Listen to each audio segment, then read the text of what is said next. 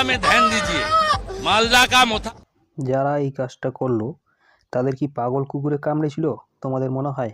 না, তারা সেখানে একদল হিন্দু জঙ্গি গিয়েছিল দাঙ্গা লাগাতে, তাই তারাও সেখানে তাই মসজিদে যারা নামাজ পড়ছিল তারাও চড়াও হয়।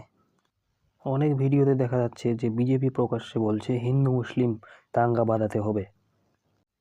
ভাবুন তো, যদি যুদ্ধ পরিস্থিতি সৃষ্টি হয়, চারিদিকে মুসলিম দেশ, মাঝখানে ভারত, সমস্ত মুসলিম দেশ কি বসে থাকবে? আপনারা কি ভাবেন?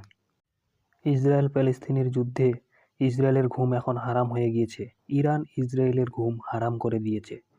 আপনারা খবর দেখতে পারেন যমুনা টিভি থেকে। ভারতের নিউজ চ্যানেলগুলি ভুল খবর দেয় সব সময়, যাতে ভারতের মানুষ কিছু না জানতে পারে, সঠিকটা না জানতে পারে। বিজেপি একটা যুদ্ধ পরিস্থিতি সৃষ্টি করতে চাইছে। যুদ্ধ পরিস্থিতি সৃষ্টি হলে বিজেপির বড় নেতাদের কোনো ক্ষতি হবে না, বড় নেতারা বেঁচে যাবে, মরবে সাধারণ মানুষ। তাই এসো সবাই আমরা বিজেপিকে বর্জন। বিজেপি হেরে গেলে এই হিন্দু মুসলিম যে দাঙ্গা সৃষ্টি হচ্ছে সেটা বন্ধ হয়ে যেতে পারে।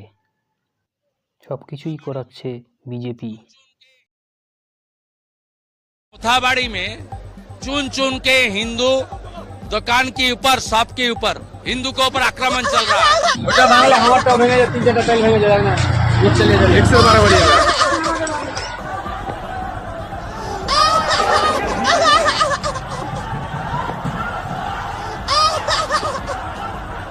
স্কুলের বাচ্চা সবাই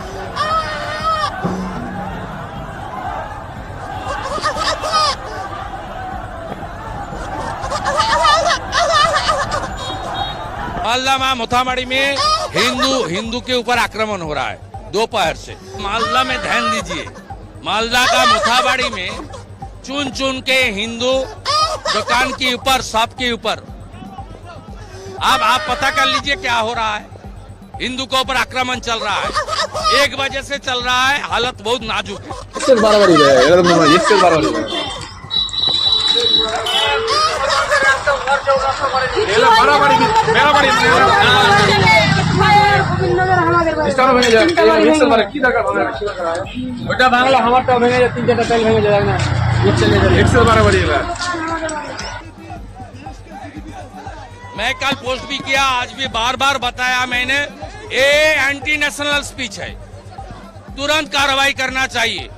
और उन्होंने हाई कमिश्नर के सामने ये बात रखी।